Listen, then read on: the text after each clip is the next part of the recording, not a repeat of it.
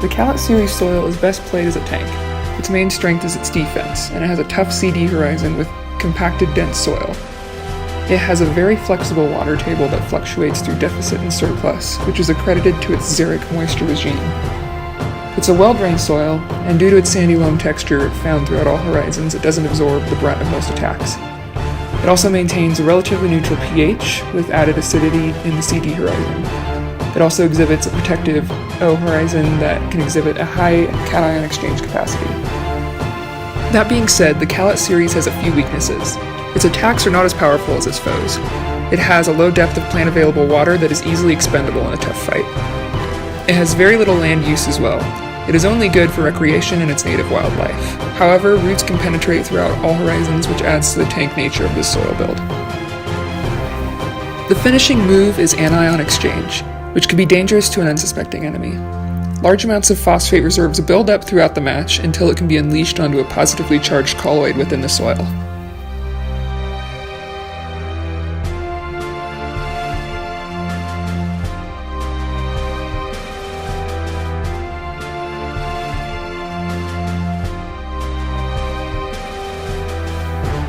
The main strength of the Leelanau series is its versatility in land usage and the fact that it is a very well-drained soil and has a very deep root zone throughout 6 horizons.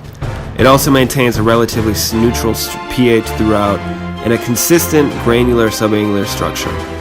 The weakness that the Leelanau series displays is the fact that it is a very sandy soil throughout all horizons and has a very low plant available water because of this. Luckily, the great amount of precipitation in the area allows for just enough plant available water to provide for the crops and many trees that grow in this soil. Without this, it would be the Leelanau's greatest weakness. Even with the great amount of precipitation in the area, the annual deficit in the late summer months is still very great. The finishing move for the Leelanau is deep root zone, which depletes the enemy of oxygen and then uses its roots to rip the enemy in half.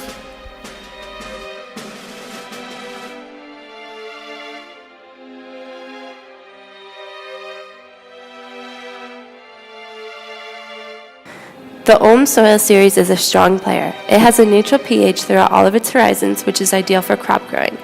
Not only this, but the Ulm soil series also has a clay loam texture and a granular structure that is inviting to plants.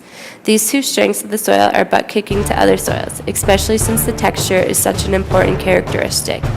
But the Ulm soil series is not perfect. It does have deep horizons that have carbonate accumulation, which make it quite salty. These salts can suck up water and make for less plant available water.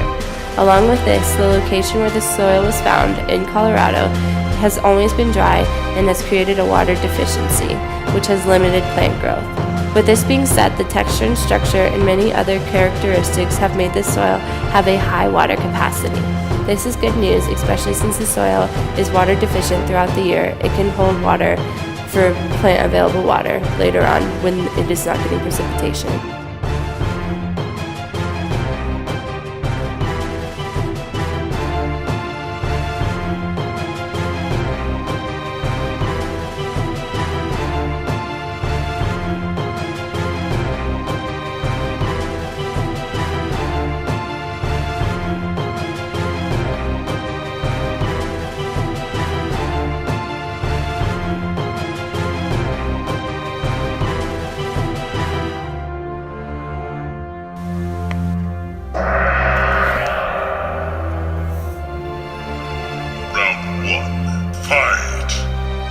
I am zen with that.